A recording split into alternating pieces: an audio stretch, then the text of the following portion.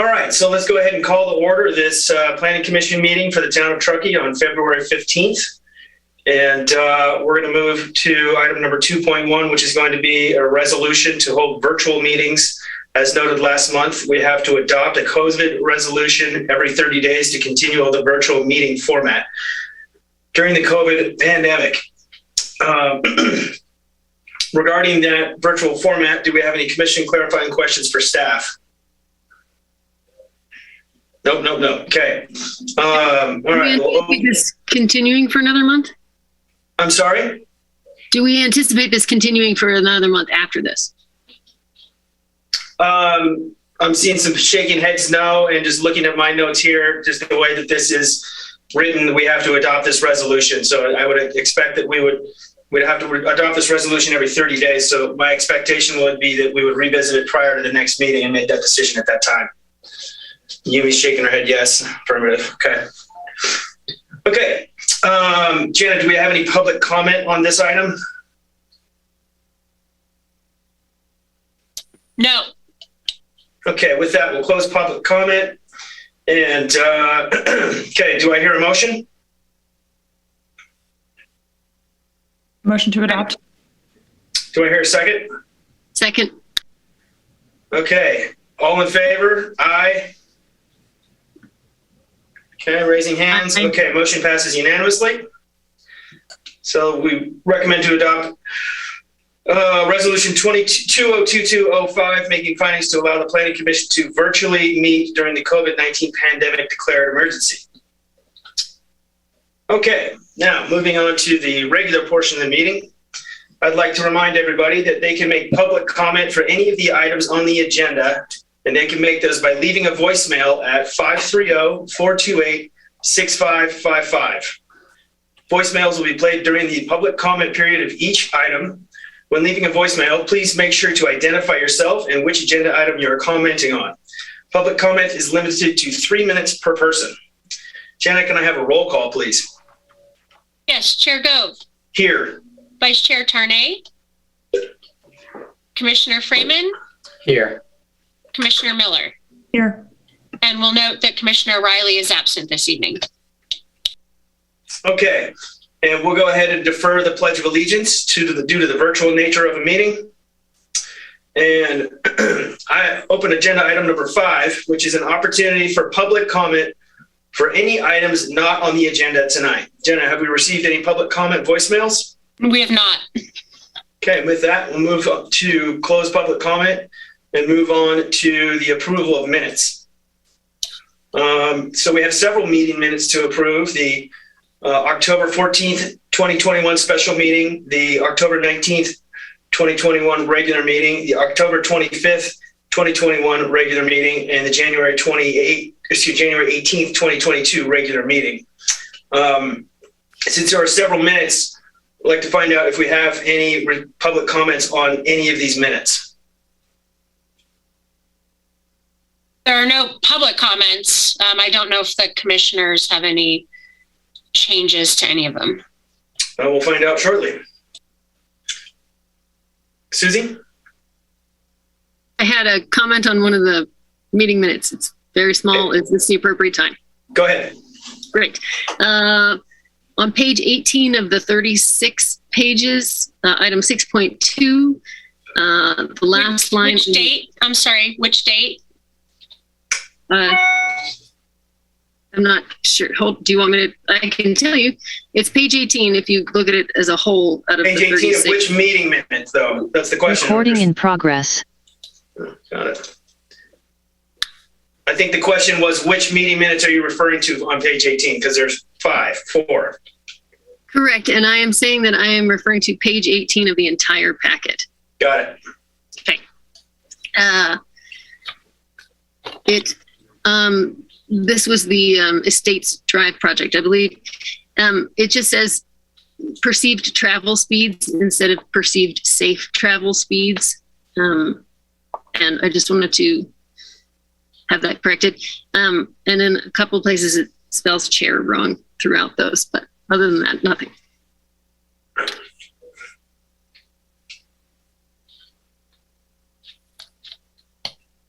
Okay, we can navigate to that and fix that.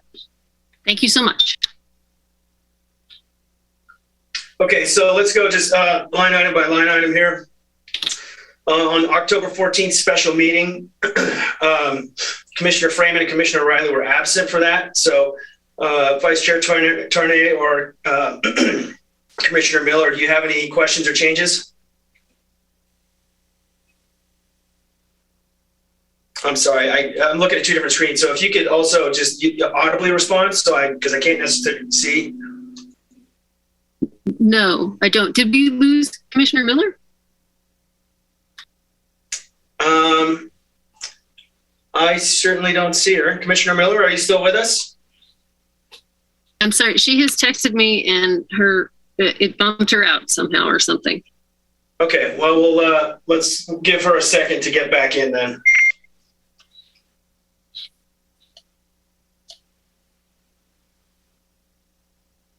There she is. Welcome back, Ruth. Okay, so Ruth, I'm not sure where you left us, but we're just going meeting by meeting at this point. And I was just making a comment that I'm looking at multiple screens, so it'd be helpful if you guys would respond audibly instead of just nod a head or raising a hand. And so for the October 14th, 2021 special meeting, Commissioners Freeman and Riley were absent. Like the question was to Chair Tarnay or Commissioner Miller, do you have any changes that you would like to make to those meeting minutes? None for me, thank you. Not on that one.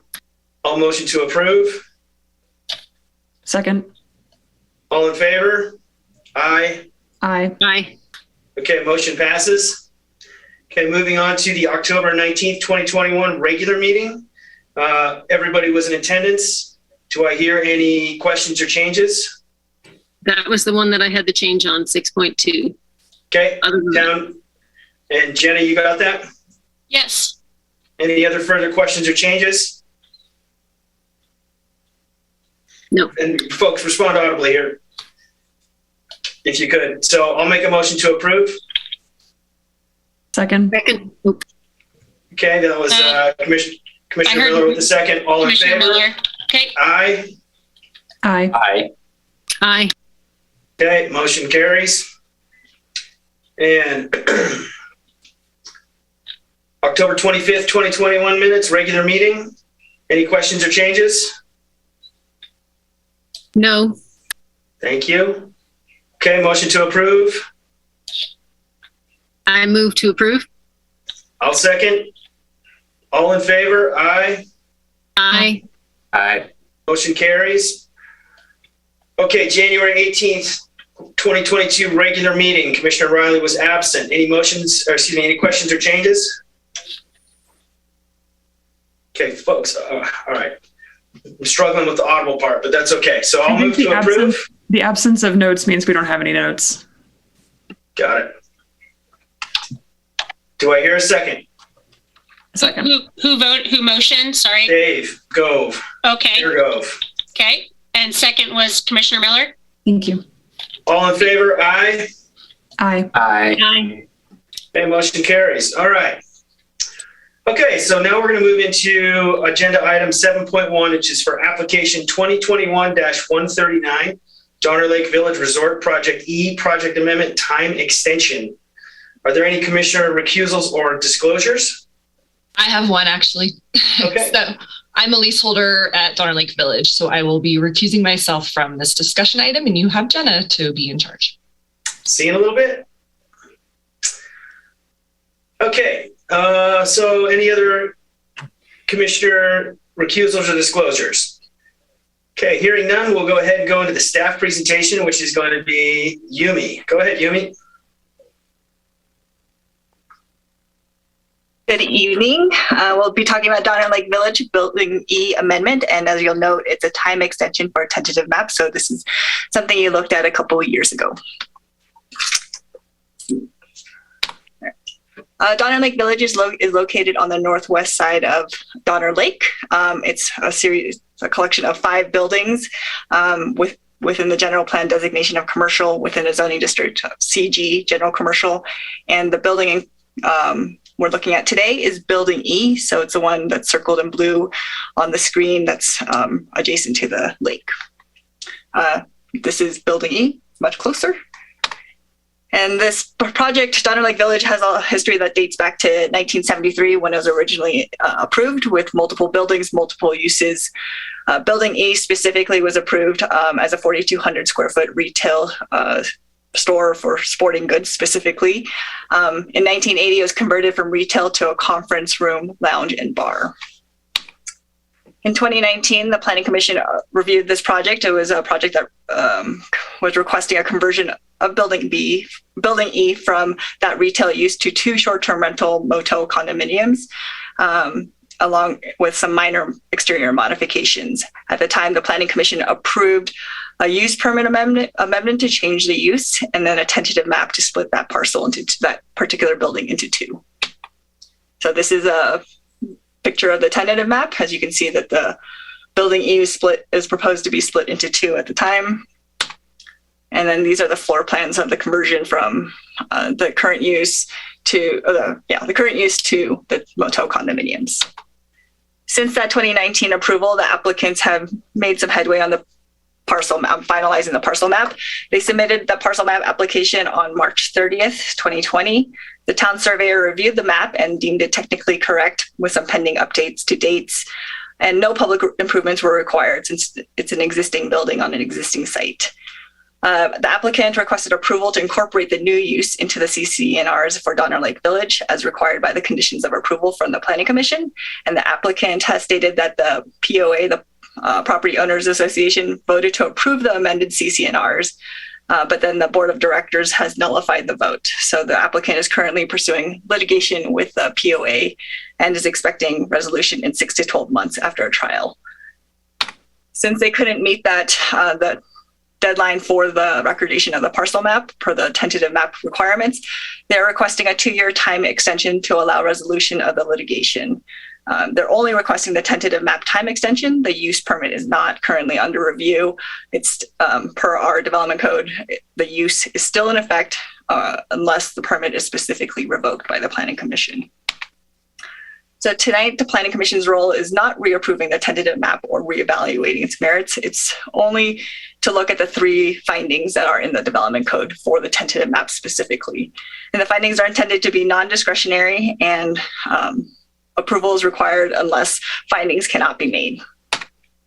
So the 3 findings that are required for a tentative map time extension are that no changes to there are no changes to the general plan or the development code that's applicable to the subdivision. There are no changes to the character of the site that would now make it inconsistent with the general plan or the development code. And there have been no changes to the capacities of community resources. Based on staff's review, there have been no changes to the general plan since 2019. There have been changes, as you well know, to the development code, but none that impact subdivisions specifically. And all agencies have been notified and no objections have been filed for this particular project.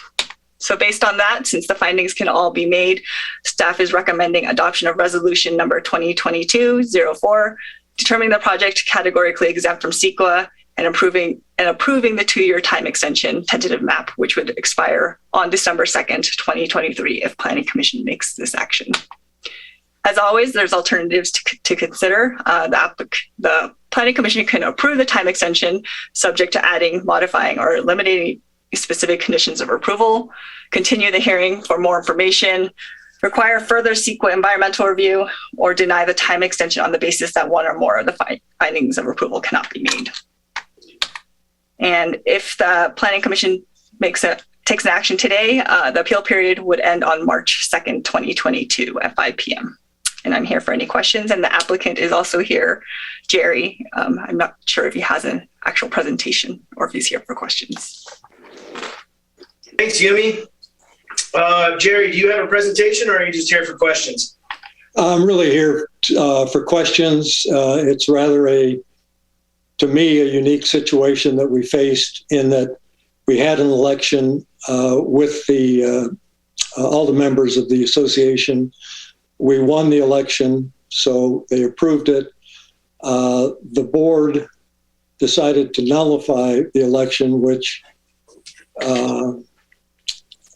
basically, they had two issues.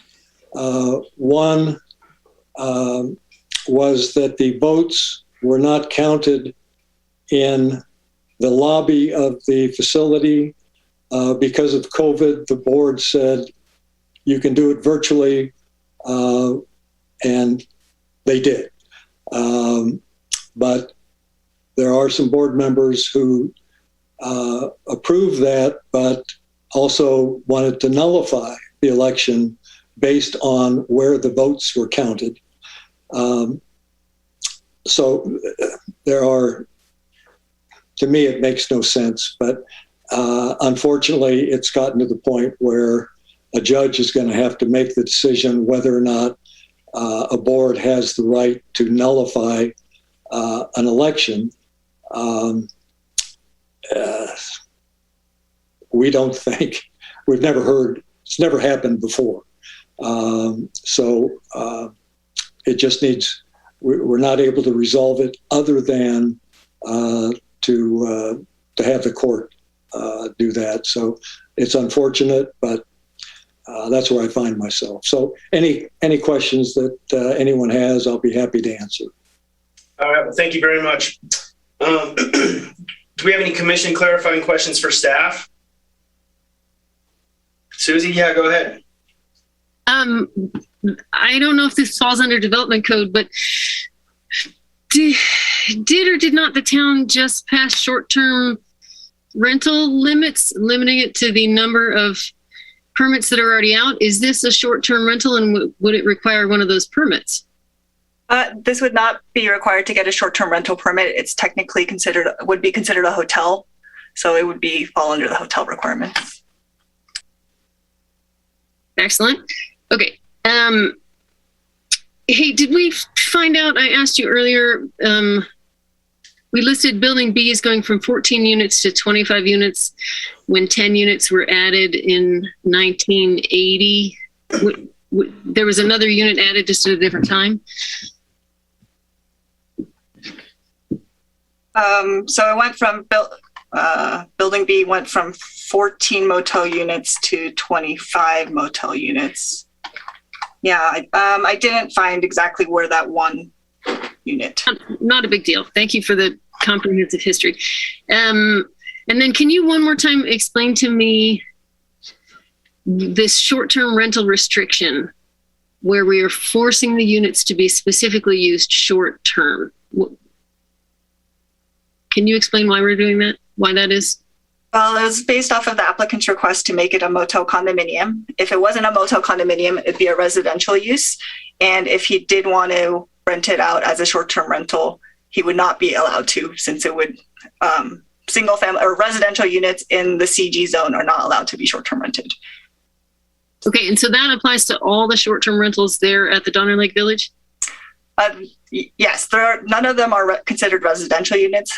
They're all considered motel condominiums. Okay, so every unit there is, you can only stay in there, if you own it, you can only stay in there for 30 days at a time. Correct. Thank you. And there hasn't been any further news since that December 6th hearing about the CCNRs? I'll defer to the applicant on that. I'm sorry, that's for the applicant, yeah. I'm sorry, I don't understand your question. Sorry, we're going to go ahead and stick with clarifying questions for staff first. Jerry, we'll get to you with your questions. Oh, okay. Yeah. Okay, so Susie, do you have any more clarifying questions for staff? Nope, she's good. Okay. Commissioner Freeman or Commissioner Miller, any clarifying questions? I'm seeing no. And Dan? No questions. Okay, that sounds great. So with that, I don't have any questions either. So Jerry, let's go ahead and jump into your feedback on Vice Chair Tarnay's question about the December 6th meeting. I'm not quite sure which December 6th meeting she's referring to. Oh, it was just something in the packet somewhere that there was some decision, December 6th hearing, that there was going to be a decision made, or it would be sent to trial, I think. And I think you're just telling us it was sent to trial. Yes. Oh, I wasn't sure which year you were talking about. Yes, there was an opportunity, we thought, to resolve this prior to or on December 6th. Simply didn't pan out. So that's when I discussed with Yumi the extension, the 2-year extension. Then can I quickly throw that back to staff? What happens if that does not go that way in the trial? If they do not grant him the, well, he can, I guess, maybe request another revote with the Property Owners Association. I'm not sure exactly what that pathway is. If they can't get that approval and meet the condition of approval, we wouldn't be able to record the parcel map, so the project would then expire. Okay, thank you very much. That's it.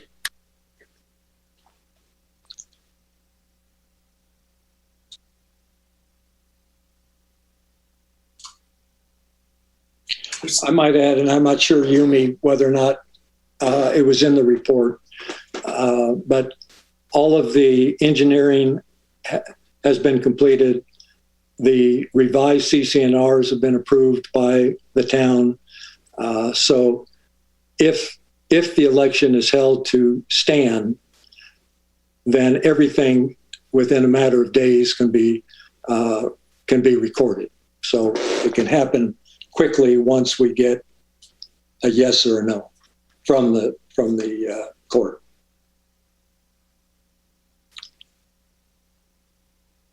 Okay, does that satisfy your question, Susie? Yes, All right. thank you.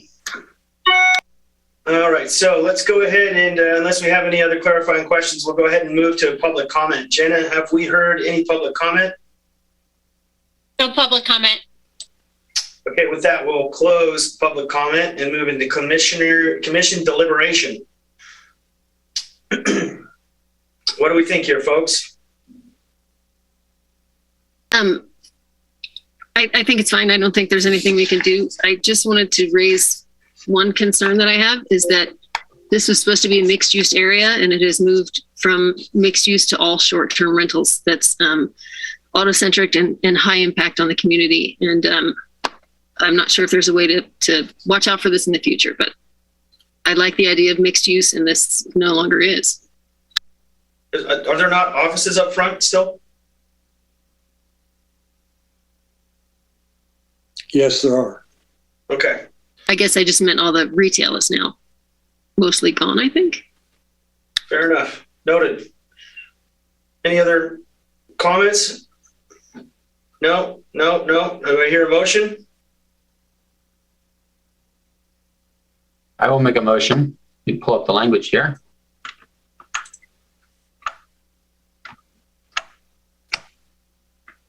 Sorry. No problem. Is there a second? Second. But believe Dan's still working on the actual language for the Fair, motion. good point.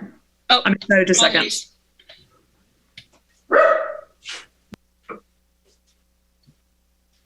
Let's see, a motion to approve application 2021-0128-tm.ext. Is that enough language in there? I think that's sufficient. Commissioner Miller, do you still second? I would like to, yes, thank you. Very good. Can I please have a roll call vote? Chair Gove, Yes. Vice Chair Tarnay, Yes. Commissioner Freeman, Yes. and Commissioner Miller. And we'll note Commissioner Riley is absent. Motion carries 4-0. Very good. Good luck, Jerry. Great. I really appreciate all your help. Thank you. Okay, so we'll move into agenda item 9, which is discussion topics. And tonight is agenda item, 9.1 for Pacific Crest Commons. And at this point, I'm going to turn the meeting over to Chantel, or this item, I should say, this item over to Chantel. Good evening. I hope everyone can hear me okay. Great. I see a thumbs up from Susie and can see my screen as well. We're all good to go. Awesome. Give me 1 second. Here we go. Okay, so good evening, commissioners. Tonight I'm here with discussion item 9.1. This is Pacific Crest Commons. Pacific Crest Commons is a 55-unit state affordable housing development proposed on state-owned land, and as such, we'll be discussing the project, but not entitling it this evening. Our format tonight is going to be a brief staff presentation on kind of how we got here, followed by a presentation from Shellen Rodriguez, the project manager from the Pacific Companies. Shellen also has her design team from JK Architecture here tonight. After the presentations, we'll open it up for commissioner discussion, and staff in the Pacific Crest Common team will be available to answer any questions. And just a reminder that any of the project recommendations will be non-binding. If the commissioners do have a recommendation, staff will bring that to a future council meeting, and the council could request change to the project and may also fund the changes that they'd like to request. So that's kind of to be determined, but that all starts tonight with the commissioners. So the project is located in the Gateway area on State Highway 89. It's currently zoned public facilities. The general plan land use designation is general commercial. The two parcels combine into a project site of 1.7 acres. And as I've mentioned, the site is owned by the state of California. As you can see, it's adjacent to commercial uses in the north and established existing residential neighborhood in the east, and then bound by Highway 89 and Interstate 80. So a little background. In 2019, Governor Newsom directed the Department of General Services and State HCD to pursue development of housing on excess state-owned land in order to kind of, to help the housing crisis in the state. Truckee CHP officers have moved to a new facility and near Pioneer Commerce Center, and the old station was left vacant. After discussion with town housing staff, the state selected the former CHP site as a housing site and requested proposals from affordable housing developers. They awarded a contract to the Pacific Companies. The town has partnered with the Pacific Companies on many affordable housing projects, such as Hennis Flats and Frischman Hollow. A little teeny bit about the project. Shellen and her team will discuss this in more detail, but the project is currently 100% affordable housing. There'll be 55 units located in 2 3-story buildings. There'll be studios through 3-bedroom offerings. Also, the project has community space, an outdoor play area. And as I've mentioned previously, the project will not require entitlements from the town of Truckee. This project is unique in that it's a state development project on state-owned land. Local building and planning approvals are not required. However, the state and the Pacific Companies have been holding regular meetings with town staff for feedback on the project and to keep us updated as the project moves through their process. The initial staff feedback from December 2020 included an ask for some additional building articulation on the street frontages, and asked to investigate balconies or patios for some private exterior space for all the units. We thought that relocating the playground away from the street would make sense. We suggested that the state and the Pacific Companies do some neighborhood outreach on the project, since it wouldn't be traveling through our standard public process. We asked if Donner Way could become emergency access only to limit traffic impacts on the residential neighborhood. And we've talked about bicycle storage being an important facet of multifamily development, and pointed them towards our development code, our kind of new standards for additional bicycle storage for these developments. Shellen and her team have been very receptive to staff feedback and just kind of highlighting some changes that have already occurred through our meetings. Is that articulation was added from the initial design. The playground, I don't know if it's moved in these plan set, but there are plans to move or screen or fence the playground. I'm sure Shellen will have a little more information on that. The Pacific Company sent out postcards to the surrounding neighborhood. There was project information. They created a website and provided contact information if anyone had questions. The team also went to some Innovate Gateway meetings and really got out there. Donner Way is now just emergency access only. It has bollards. It can still be used for pedestrian and bicycling, but just no vehicular access. And I believe that bicycle storage is on tap as well. So at the January 11th Town Council meeting, the Pacific Companies came to Town Council to request a loan commitment. from the town. And at that same meeting, housing staff had brought a funding request kind of evaluation toolkit, if you will, before the council to help council refine how projects would receive town funding and how they might meet the town's goals and priorities. As you can see here, the criteria includes, whether the housing needs and types are what the town needs at the moment. Is the developer experienced in affordable housing development? Is it a sensible location for multifamily? Are they using any sustainable building practices? And are there other innovations or partnerships that the council should consider? The project, Pacific Crest Commons, scored well. Council put the evaluation tool right to test and did authorize the town manager to proceed with a $1 million loan commitment. This amount is also going to be matched by the MARTIS Fund. So this just gives you a little example. It's going to be serving 55 households, 80% and below AMI. It helps us meet our RENA goals. There are 10 units for underserved, unhoused, or very low income units.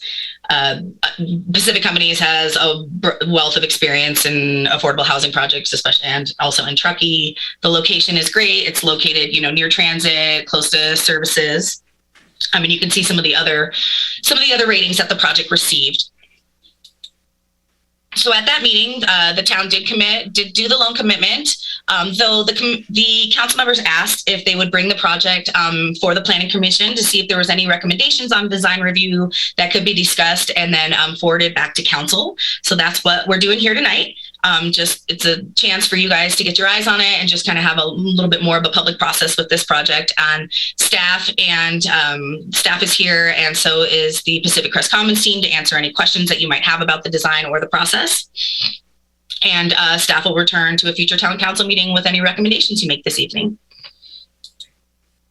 So with that, I will turn it over to the project manager, Shellen Rodriguez, for her team's presentation. Thank you guys for listening. Thank you, Chantal. Hopefully everybody can hear me okay. Seeing nods, good. And I will attempt to share my screen here and get to it. Can everybody see my screen? Yes. Awesome. Thank you. And thanks for having us. I have Michael and Jordan here from JKAE. I was really hoping this meeting would not be virtual so that I could come down to Truckee and ski and meet with Jordan, who's a local there, and enjoy the awesome town that you guys have. You guys are able to call home, which is really great. But unfortunately, here we are in a virtual meeting. So thank you for having us. And thank you, Chantal, for the really good presentation and staff report. She kind of stole my thunder. I'll let Michael speak right to the design as we move through, but I'm going to move through the first few slides pretty quickly because really I think Chantal did a great job of describing, how we got here. At a very high level, I will say this is an incredibly unique project.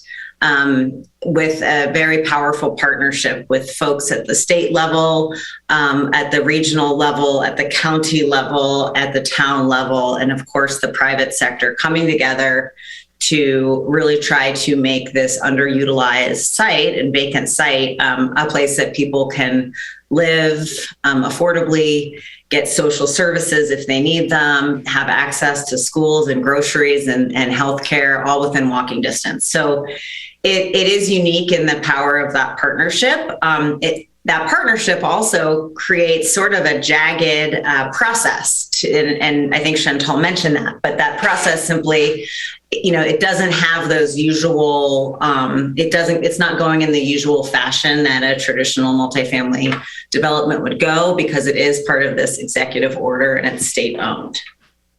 So really quick, I'll go through where we've been, a little bit about the partnership. I'll give it over to Mike to talk through the development and just go over the project timeline. But the one thing on this, where we've been, you guys know the site, is that, I commend the community of Truckee and staff. They really did see the opportunity that Governor Newsom's executive order had for this particular site. And they did a lot of work to make sure that this site was within those first rounds of the executive order RFQs. So I just give you and your staff a lot of credit for kind of bringing this to the attention of the state. Not to say that it wouldn't have gotten there, but as you can see from the bottom, there was like over 44,000 parcels that DGS was charged with sort of analyzing to see which ones would make the most sense. It ended up being, 75 sites, and this is one of them. The main focus, of course, in the executive order is to create housing and fast track it to some extent. So we did that from the RFP or initial RFQ went out in July of 2020. And then, 6-7 months later, it was the award was complete through an RFP process. We went to town council and introduced the project, received some preliminary financing commitments. And then this past fall, really tried to leverage those commitments to apply for financing and submit some applications to the state. We've not been successful, but we have gone back to the town and made that request, which is how we got here today, and are hoping to apply for the our main source of funds later this year. Oops, sorry, I went backwards. Again, I mentioned the partnership, but you can see all the entities associated with the project. I should have had the town of Truckee's logo up there, my bad. But Pacific Companies, I think many of you, I know some of you, and some of you know the Pacific Companies, but obviously we've got Hennis, Frischman Phase 1 and now Frischman Phase 2. We're working with Cambridge Real Estate Services as the property manager, and they have a substantial amount of both affordable and market rate experience in the town of Truckee. I think that's a really important key to making sure that these units are managed well, that people enjoy living there, that you as leaders in the community have someone to call in the event there's concern or management concern. The Pacific Companies, this is actually a little bit of a dated slide, but we focus on workforce and senior housing. We've done some charter schools and some market rate, but almost 200 developments now are in our ownership and in our portfolio, 14,000 affordable units. Those include everything from rural units, obviously resort communities up in South Lake and Mammoth and Truckee, and urban communities in San Jose. Families, special needs, permanent supportive housing. We kind of do it all. And enabling, one of the reasons that I think, we can bring these projects to fruition in hard to develop areas is because our size enables us to have some flexibility. We can use pretty diverse financing types. So I think it helps us be successful in communities like Truckee. So these are some images of the projects you all know. This will, just as Chantal mentioned, won't be short-term rentals. It'll be traditional affordable housing for families and individuals earning from 20% to 80% of the area median income, which is anywhere from about $13,000 to $80,000 a year, depending on family size. It will have about 10 units of supportive housing, which will be operated through county health if we get the No Place Like Home funds, Health and Human Services, as well as project-based vouchers from the Regional Housing Authority. The site, you all know it well, but I think the most important thing on this slide is just really taking into consideration just really how walkable it is. And what a great location it is. And Truckee is a pretty spread out community. And so there's just not many places that you can access the schools, healthcare services, stores, the grocery outlets right there, the banks right there, food, all that stuff. So it's a pretty great site. We're excited about it, along with bus lines, I should note. So with that, let me turn it over to my better half at JK, and Mike, hopefully turn on the microphone and you can kind of speak a little bit to, the site and what we were thinking as we decided to move it forward. Thank you, Shellen, and good evening to the commissioners and everybody else attending out of interest in the project here. I got to say, one thing that's rewarding about being involved in projects like this is, well, first of all, addressing the need for affordable housing throughout the state. And in Truckee especially, who you do appear to be sort of leading the charge when it comes to this kind of project and showing that a town, a mountain community with the type of economics is definitely addressing the issue.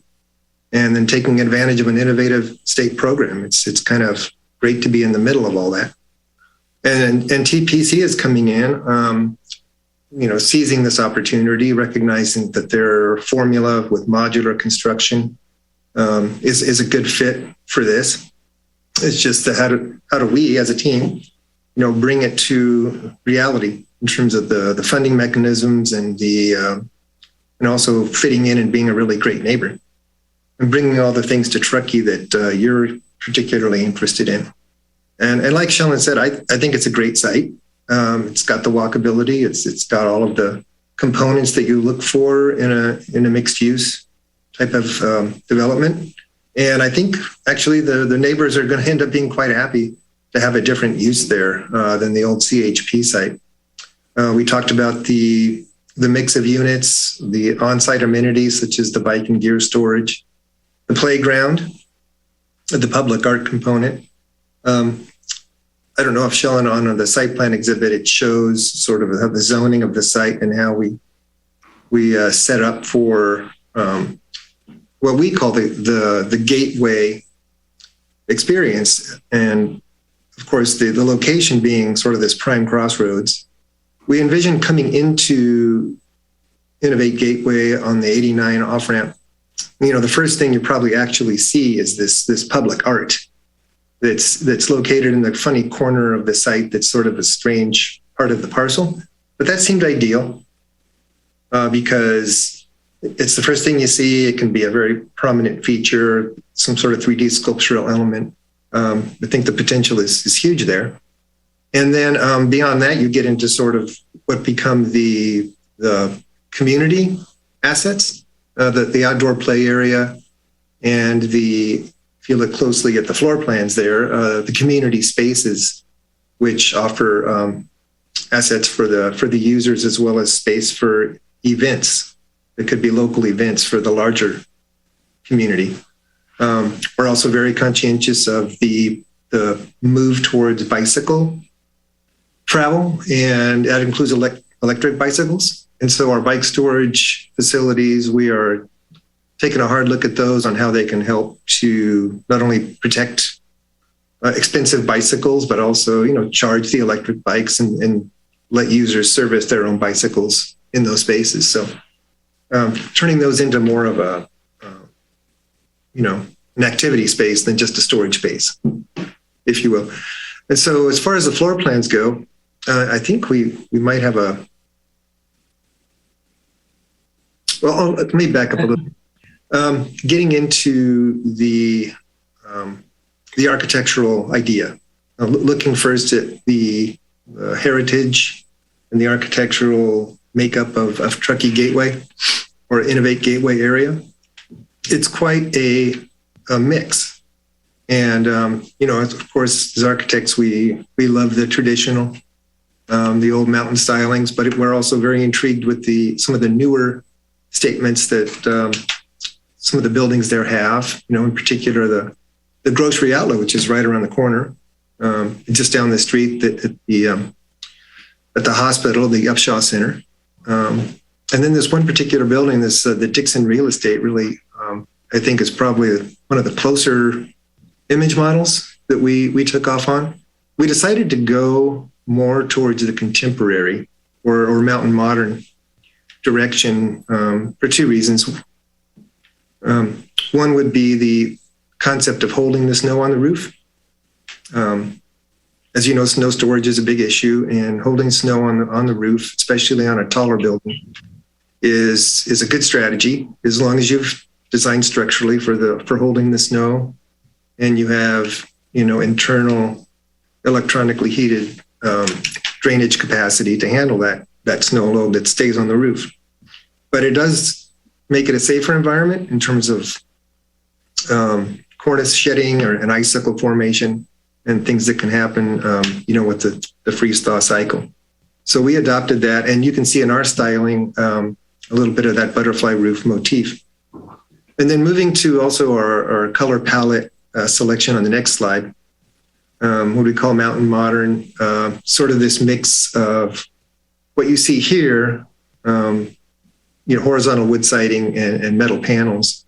The TPC construction standards call more for fiber cement, but we do them in ways that are evoke horizontal wood siding with the coloration and whatnot. And these show the types of roof forms that are evocative of our project as well. You also see here an image of the new proposed Truckee library, which I think is a beautiful design.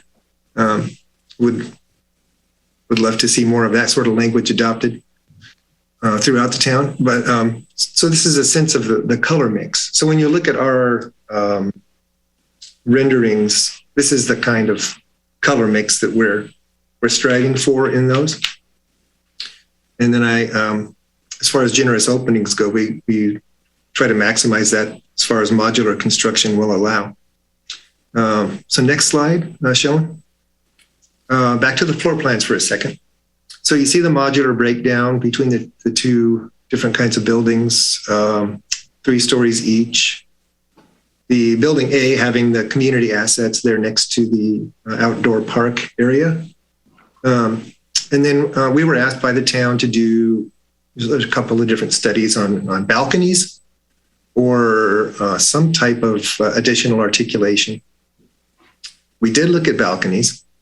And I thought they would have made a fine addition. I think there's some issues with how they fit into the constructability mix of things and whether or not balconies truly do become an asset when used as sort of outdoor storage and whatnot, stuff that sort of clutters up the architecture. I've heard that concern raised. So I don't know where the commission stands on issues like that. But what we did do is come up with a series of sunshade devices with the color accent. And I think those add to the flavor of the exterior quite nicely. Since most of our palette is muted with the metal panel and say a wood tone, the sunshades really liven it up and also serve a function for energy efficiency. And I believe we see that on the next image, on the next slide. Here's a good example. You see the fins added for the window shading on this element here, and then the casting of the shadows to prevent so much direct solar gain into the units, and also the shade canopies down below at the community rooms. That's a good example of the additional articulation we provided. And I think with that, Shellen, it's back to your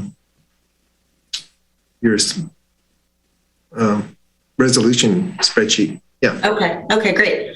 So thank you. This just goes over a lot of the items that were in the staff report, and throughout, since really last February, we've been meeting every other week with Chantal and other members of staff, Shauna Doherty, when she was with the town, to just keep everybody in the loop on where we were, as well as HCD, the Housing Community Development Department, and Jonathan Heim at DGS, who's project managing this from their perspective. But we did go through a process to talk with planning and public works to say, what if this were a normal entitlement process, what would comments look like? And so this is really just a table that just shows when we got the comments and sort of if and how we resolved them. So I think we've talked about them to a lot of extent, but just to go through them quickly, there was concern about articulation and making sure that especially those portions of the building that were facing the main roadways were, had some more articulation. And so that's where we came up with the balconies, and we went through an exercise of working with Pacific West Builders, especially having just done it in Frishman 2 figuring out the cost of creating those modules here in Idaho and then shipping them and then having the prevailing wage labor on site to do the decking. It added, I would say conservatively about $500,000 of costs. And we took that to the town, and I believe the town had some discussion, at least internal discussions, and suggested that we not move forward with that. And instead we ended up with those sunshades that I think JK kind of came up with that creatively addressed not only the articulation, adding a pop of color, and then also the energy efficiency piece. The creating of the main entry points, we saw that that was a suggestion that I think we tried to implement. Fine tuning the color palette. I think Mike did a good job talking about where we were coming from with our color palette, so we can certainly revisit that or look at that if needed, but it was a thoughtful attempt to fit in with what we were seeing in the community. Making the secondary access emergency vehicle access only, which we've done. Creating more open space. That was kind of a high level comment, and so I might not have even been representing it totally accurately here, but the reality is creating generally more open space would decrease our overall affordable unit count, and our affordable unit count was how we were awarded the development from the state. So we didn't really feel like that was on the table. Moving at the same time of creating more open space, also moving it. So we looked at doing this, but there were some setbacks. There's an easement that kind of captures the buildable site. And we really wanted to maintain the pathway on the east side of the parcel. And here, I'll show you, it'll be easiest. The pathway, there's sort of a pathway on the east side of the parcel with the parking area so that the single family homes weren't looking directly at a 3-story building. So the comment was made that perhaps the buildings could go further inward. And we thought that wasn't the best move. We've increased the sizes of the trash enclosure. We've provided more screening and privacy between the road and the play area. We sent those postcards out. You see an image of it in Spanish and English this past spring. Received very little feedback. A couple supporters, a couple neighbors one of the commercial neighbors wanted us to buy their land. And I think, and then, but quite a bit of positive support, and quite a bit, I would say I had about 3 or 4 phone calls of people just really interested in trying to get into housing. And the good news was, because of our footprint in the community, we were able to direct them over to Cambridge, who hopefully some of those guys have been on the wait list or even have been able to move in to that first building at Frischman. So the CEQA NEPA documents, obviously those were completed and the town got a chance to review them. We're trying to integrate that public art into the project, similar to how we saw it in the Innovate Gateway plans. The town had some questions about making sure these units were able to count towards RENA, which they are, especially as the rezoning that you're working on, or that Chantal is working on with SB2 goes forward. Bike storage, we've incorporated. And then, there was some concern about sound insulation, which I think was based off of the site's proximity to the highway. And so that will be completed. There's no mitigation that's required based on CEQA or NEPA, but we will certainly mitigate and use good insulation as we move forward with construction plans.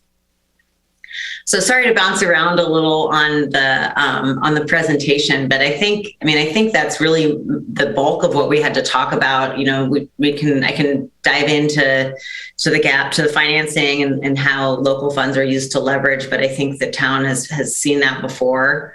And it's been great to have both the town of Truckee and Martis Fund as a supporter of this project, as well as the Regional Housing Authority.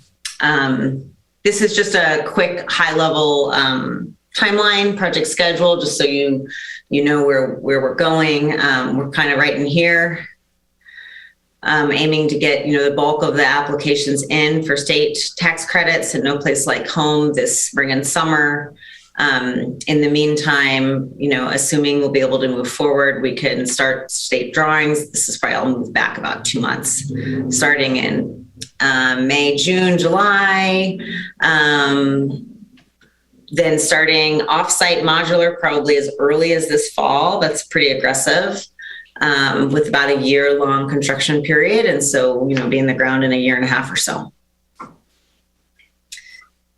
So this is my contact information and Mike's contact information. I'm happy to stand for questions. Chantal, I'm not sure about the correct process. So I'll leave it back to you and you can guide me.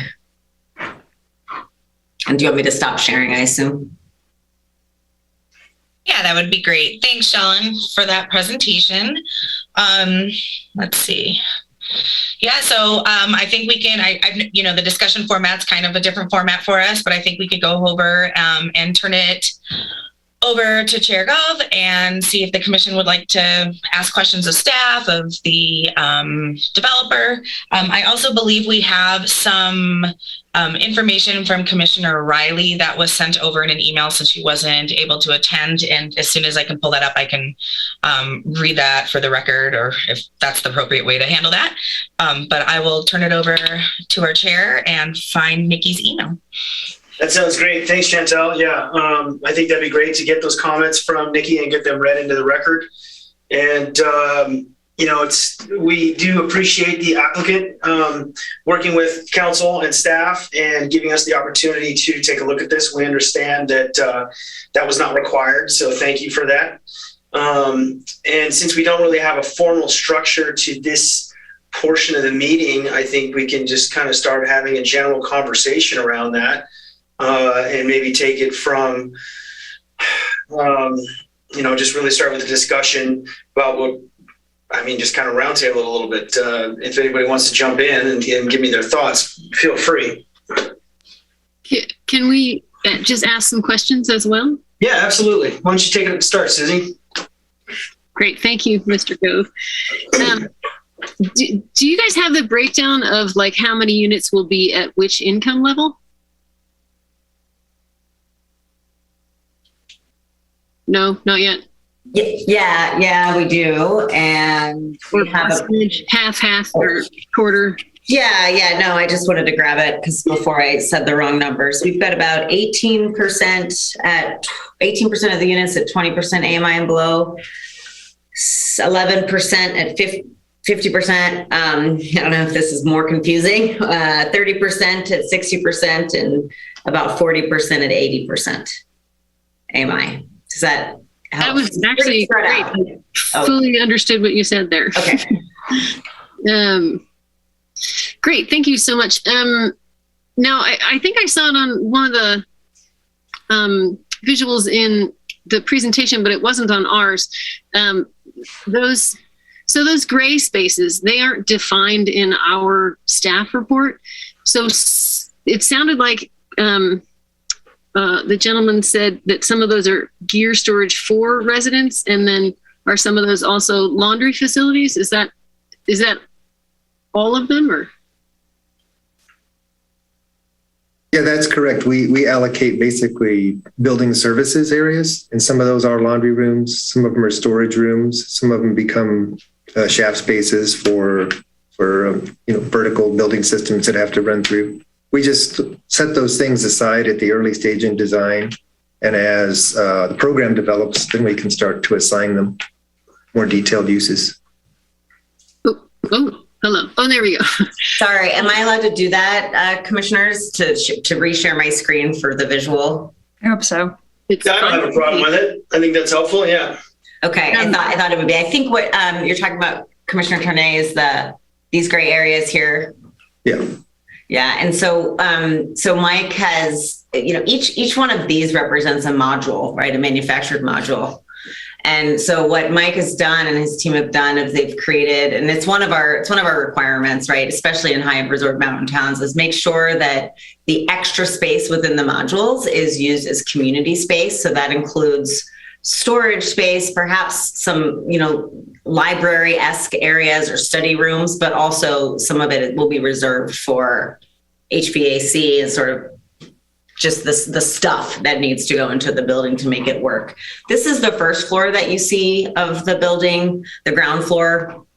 And And this area here, if you can see my mouse, is where the play area and open space would be. And so the community room looks out onto it, and bike parking, bike storage area has both an interior and an exterior facing exit. The thinking there being you could cruise down from the bike trail or the connectivity from the main road here and just cruise into the bike storage area.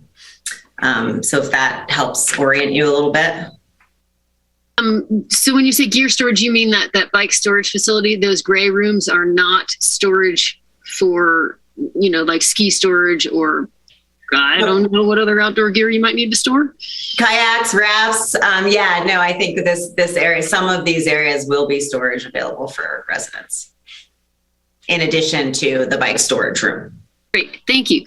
Sorry, that's what you were looking for. Got it. Yes. And so speaking of that bike path access through there, I can't help but notice that there's no sidewalks actually going out to Highway 89, which is their main entrance. There's nothing along that entrance road or from the front of the building. Is that on purpose? Is that a question for me or? It's up to you guys to decide who to answer. Okay. No, as far as the site entry that's located up here with the driveway, it's a shared driveway. Sure, but I guess Commissioner, Vice Chair Tarnay's question might be, is the expectation that pedestrians not on bicycles who maybe want to walk to Safeway or Mountain Hardware or grocery outlet or whatever, they're expected to walk out the paved driveway and not have a footpath?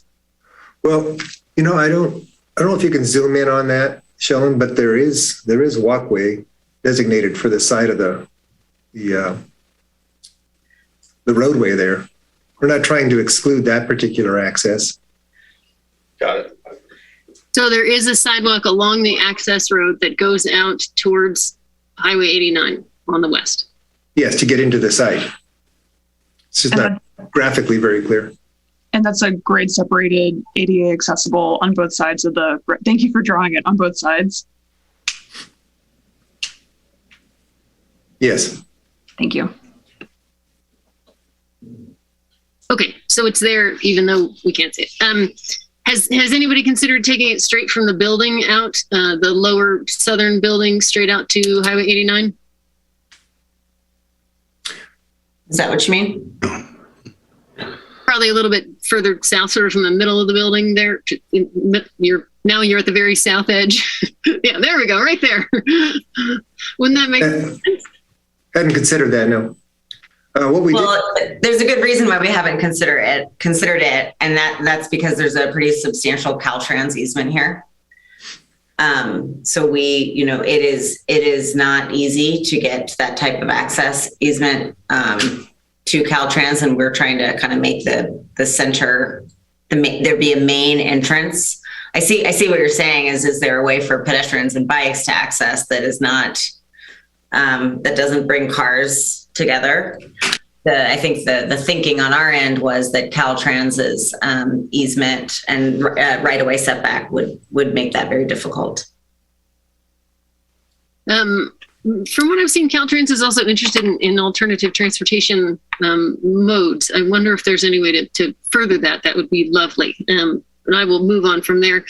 My other concern is the concave roof with solar panels on it. You will lose use of your solar panels if you don't have somebody scraping those off and they aren't sliding, right?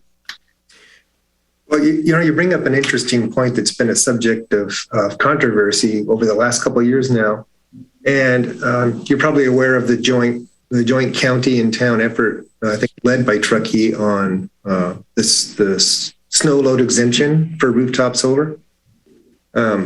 So there is an additional exemption now to California building code that will allow you to, and this is up to the local jurisdiction, to waive the state requirement for installing solar on residential buildings, given the certain ground snow load requirement, relative shading of the site, type of roof material, angle of the panels, etc.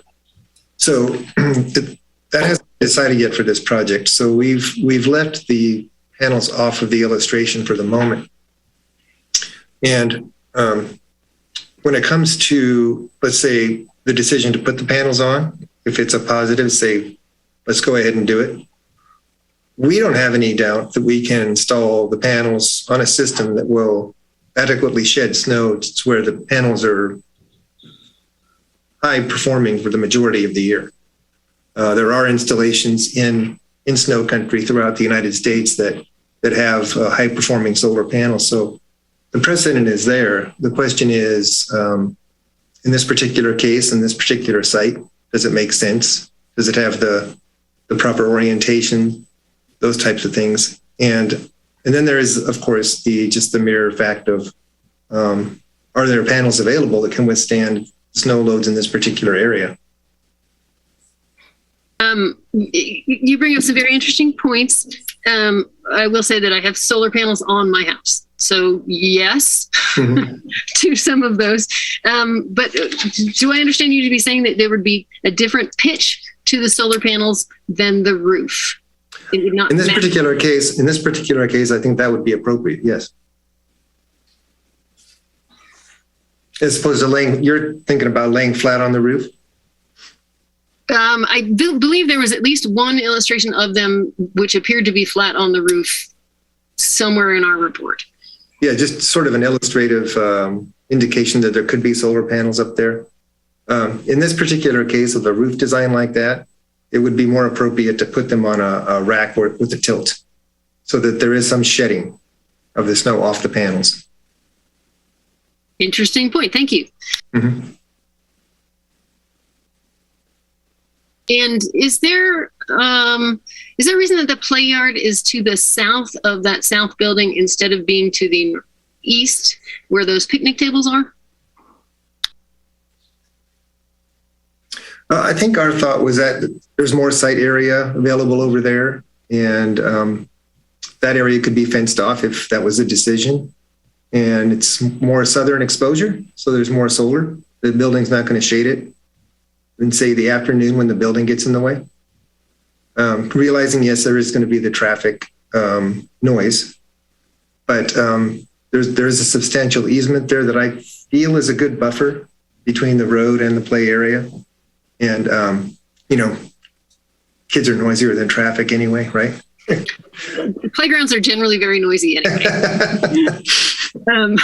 I think that's a negotiable, interchangeable sort of thing. Okay, excellent points. Thank you so much for your answers.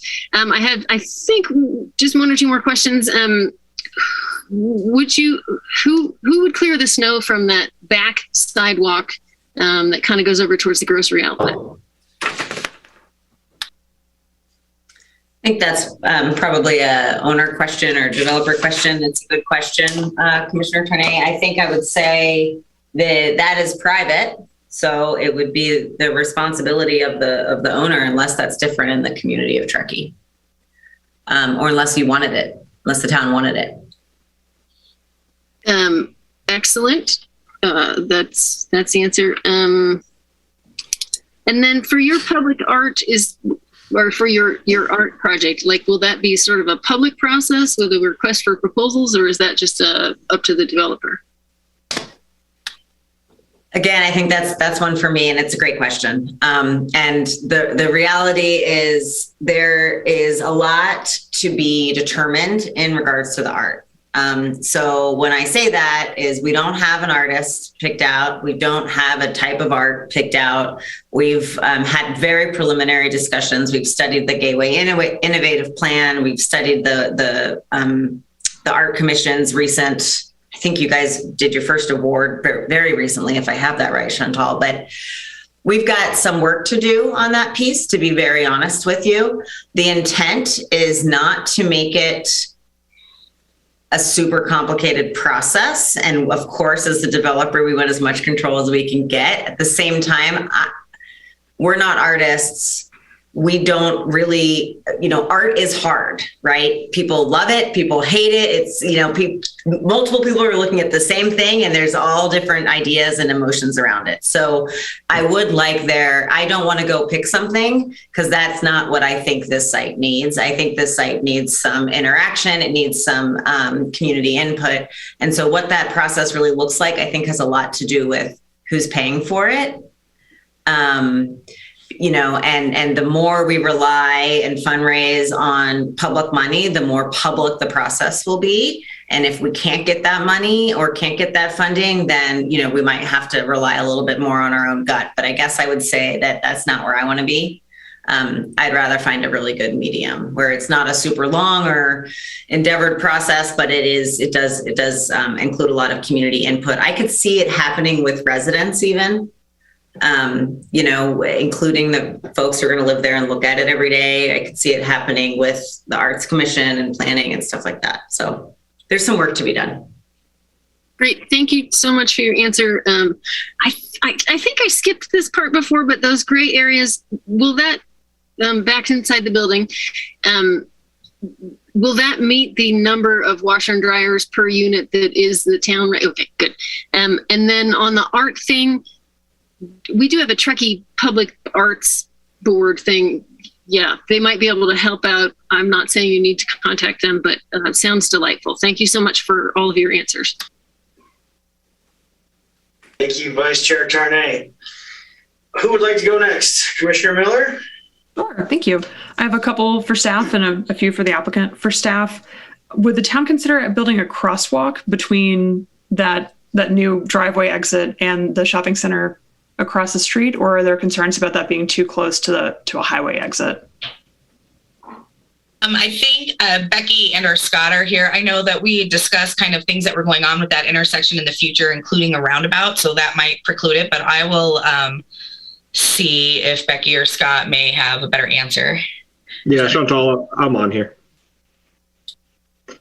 So it's a good question. It's obviously it's 89 South. So we could consider it, but being that there's dual lanes kind of going in both directions with that two-way left turn lane, it's a pretty significant crossing. We'd likely recommend kind of directing folks again to what Chantal was talking about, the intersection at 89 South and Donner Pass Road, which ultimately would be planned to be a roundabout. So I think that we'd prefer to direct people in that direction rather than try to have a mid-block crossing there. Yeah, my concern there is that we're all human and we all jaywalk and we know we're going to save a few minutes, and making it a roundabout isn't necessarily going to make that a more friendly environment for all those people. Just given that there's something really obvious across the street that they can see that they might want to go to. My other question, a member of the community has been texting me about the solar snow load exemption and that possibly it doesn't apply below 7,000 feet. Does that sound familiar to staff? So as far as I understand, the snow load exemption does not apply in this location. It's, more of a building code situation, but I believe our main areas are, near Donner Lake and up in Tahoe Donner. So yeah, as far as I know, our code doesn't apply to this area. Okay, great. And then a few questions for the applicant. How many parking spaces are here and how would they be managed?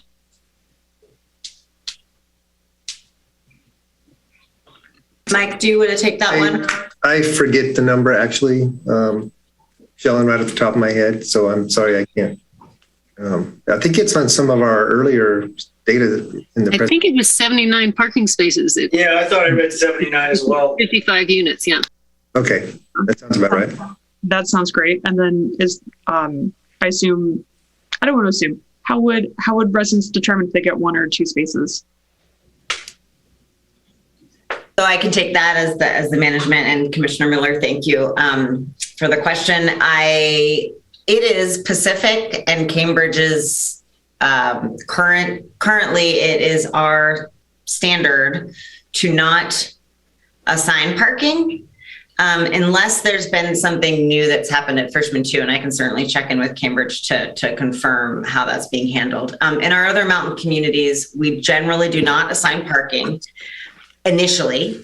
And then if parking gets to be an issue, i.e. we're getting, an issue, whether that is leadership is contacting us, the police are contacting us, neighbors are contacting us, then we get into a more of a management phase with parking and assigning spots to residents. Tax credit requirements, our financing requirements don't really let us charge for parking.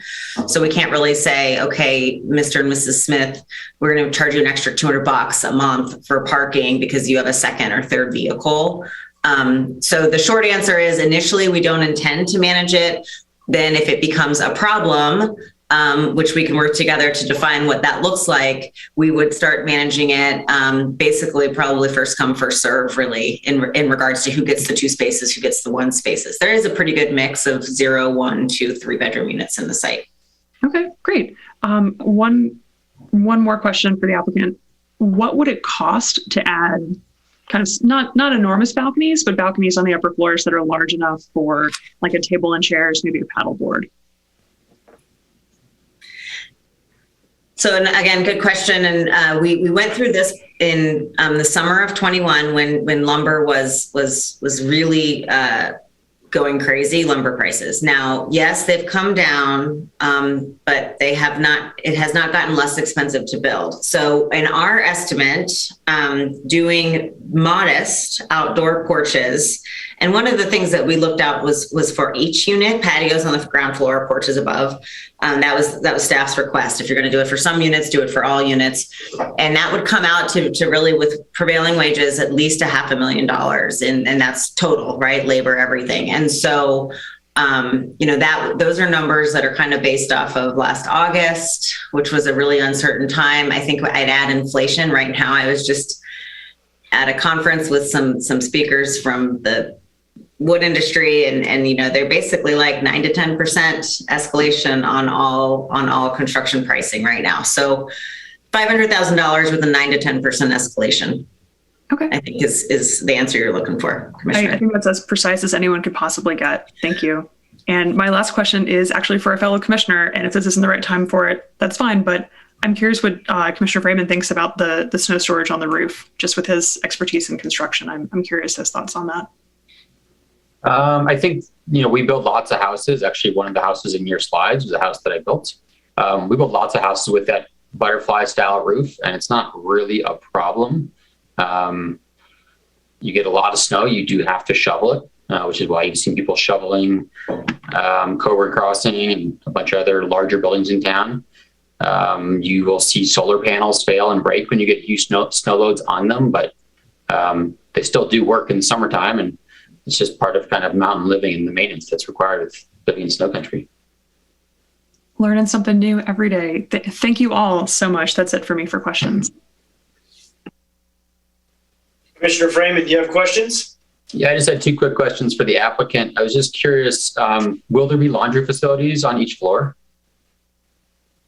Yes. And the second question was kind of in the center portion of both buildings, the roof is taller than the sides. Is that just built up, or will those mods actually be taller, making taller ceiling heights in that top floor? No, all the modules would be the same. It would just be additional overbuild. Got it. Thanks, Dan. Where will you handle the water? Well, we would have internal roof drains. It would be heat taped to internal drainage in this particular case. Those are my only questions. Thanks, Dan. Okay, so I've got questions for the applicant. So right now, as what's proposed here, this is you're allowed to do this, right? With all these state incentives and everything. If any of the changes that the town of Truckee and the Planning Commission were to request, would anything that we ask for be over and above the budget, and we'd be asked to pay for that, or is there some leeway with you guys making a little bit of changes? Yeah, no, I'm happy to answer that. Thank you, Commissioner. It's a really unique place that we're at. I mean, I think the short answer is these projects are hard to get done. And so anytime our budget increases, and I just want to I don't want to give like this long, annoying answer as much as I want to set the stage so that everybody understands that in high cost communities like Truckee, it's very hard to get these things done. Costs are increasing, and the state every year changes regulations slightly, but changes financing requirements to require developments to most leverage local monies, right? Most leverage money that's not coming from the state. And so the more costs that we put onto a project, the less likely it is to be competitive. We were hoping to go in for credits this spring. It doesn't look like we'll be competitive. We will probably have to wait until this summer because we have a couple other soft financing applications out there that we're hoping to get award on in the coming months. So I'm sorry to interrupt, but competitive with what? Relative to other rural projects. Got it. So one of the most difficult things behind developing in Tahoe, Truckee, up at the lake, Mammoth, is that you are competing for funds against, the Central Valley, Lemoore, Hanford, those areas that are much less expensive to build. I mean, that's the reality of how the state's sources are allocated. With that said, there are plenty of items in here that don't cost us much besides maybe a little bit of design cost. I mean, if there was a strong feeling to move the playground to the front area, we would certainly look at that. And we did, Mike and I, we did look at it, and I made the call of no, I wanted it here. But those types of things are very little cost at this point. If there were strong feelings about less coverage or more coverage or, different types of landscaping or not including connectivity or including connectivity in a different way, I think we're very open to that. I think what we would consider substantial changes like adding balconies, we would want to request more funds from the town council. Would we get them? I don't know. Would we be required to do it? I don't know. Does Pacific really appreciate the work that we do in Truckee and the long-standing relationship that we have with the community? Absolutely. So we want to do the right thing, but it just gets a little tricky. And I do want to point out that we have balconies on each floor that are sort of like common space, but certainly not for each unit is the design intent there. So I think, Commissioner, I probably answered your question really not very well, but I think that everything's up for discussion and everything's up for negotiation, and we certainly want to do something that works for the community. Well, I think that was a sufficient answer. I mean, it gave me, enough color to help me articulate my thoughts, so I appreciate that. And then a question for staff. So right now the town is only committed to a low interest loan, right? We're not out of pocket on this thing, correct? Yes, that's correct. And what do we get on a low interest loan? I mean, commercial money's dirt cheap at rock bottom rates right now. So, I mean, what are we lending this money out? Like a half a point? I mean, what is it? It's a little bit of a play on words right now to those points exactly, although I do think we'll see interest rates rise. It's part of the state QAP. It's part of the requirements around tax credits is that if you have low interest loans below market, and they consider that 3% and below. So all of our low interest loans with, Martis Fund will loan it to a nonprofit to loan to us, the town. It's all three. We just put in 3% and for a 55-year term. And that's really what we get is the 55-year term. Oh my God, that's a great loan. You're a banker, maybe. It's a 55-year term, and it's based on residual receipts. Okay. All right. Thank you. That's all the questions I have for now. And then figure out I want to start doing a little deliberating and talk about some of the things we'd like to see out of this project. Sorry, we're really just, Chantel, we're just talking about the comments that we're going to make to forward on to council, correct? Yes, that's correct. You may have recommendations to bring to council. You may have recommendations that Shellen and her team might need to investigate for additional information that we would bring to council, like maybe cost or feasibility. It's just open for commissioners to give recommendations and see where it goes. And I do have Commissioner Riley's information up if you want me to start with that. Yeah, let's do that. It sounds like a great place to start. Okay. Let's see. Thoughts on Pacific Crest Commons housing. Commissioner Riley reviewed this project as member of the Martis Fund board at the September 2021 board meeting. Board agreed to support up to $1 million as a match to the town and provided input related to the siting and the architecture. It appears some modifications were made since the September 2021 meeting, and she feels that the project is successful. There are a couple of items that still need attention in her opinion. Let's see. Commissioner Riley would like more attention to be paid to the following. South and west facing elevations need more shading at windows to protect for sun exposure. Given proximity to Highway 89 North and I-80, ensure adequate safety for kids and pedestrians. Design a play area that is protected from the cars and excessive exhaust and noise away from Highway 89 and I-80 if possible. And that ends Commissioner Riley's comments. All right, thank you. Who would like to start with their thoughts? I'm happy to go. If no one Thank you. else Go ahead, Commissioner Miller.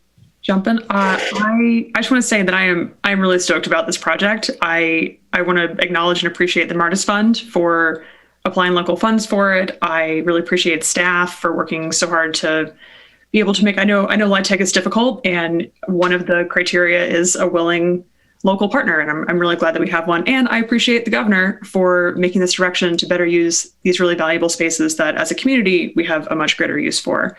I love the location. It's the perfect place for this kind of project. It's so close to the grocery stores and restaurants.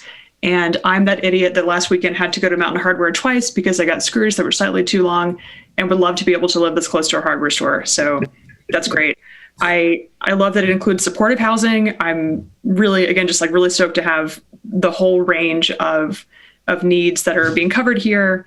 And I don't want to add to the cost of this. I just want to, my motivation here is getting as much affordable housing built as we can, which includes mitigating whatever will make people fight the next project. So that's where I'm coming in with this.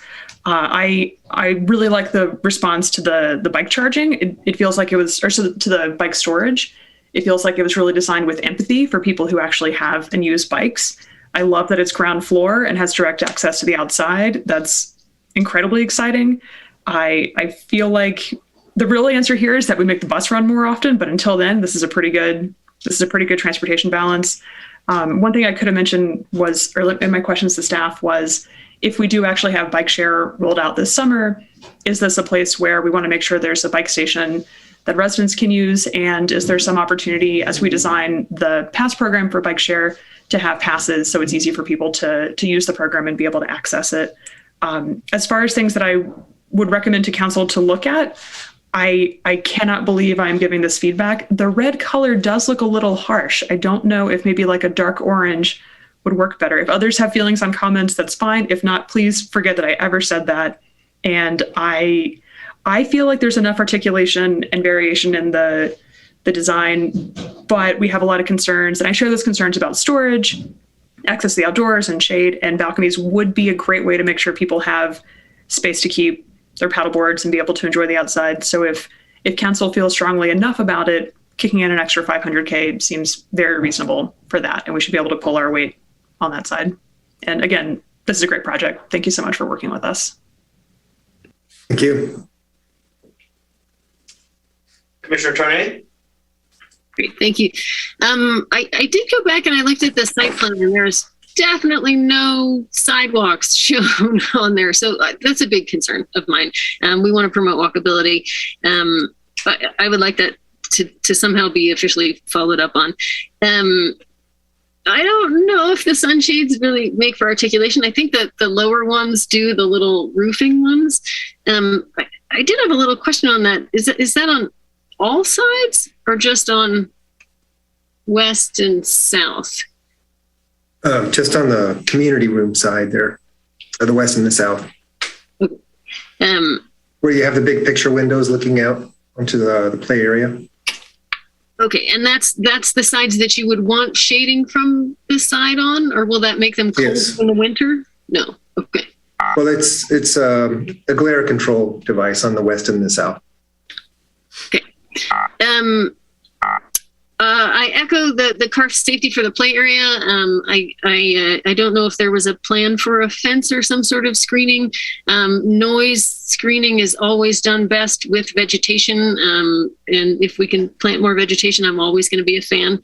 I will say, and we didn't talk about this, I'm not a huge fan of making that an emergency access only road. It feels very much us and them to me. And separating our communities instead of bringing them together. I can imagine trying to sort of make a left-hand turn out of that community would be a nightmare. And if they had another way to go around and use the light to get in that direction, it might make things easier for half the people leaving. So those are my only concerns. I 100% love the spread of the affordability. I love that is supportive services. I, again, love the walkability of being downtown. Thank you so much. Thanks, Susie. I'm going to jump in here and ask Scott to jump back on real quick because I had a question about that emergency vehicle access road too.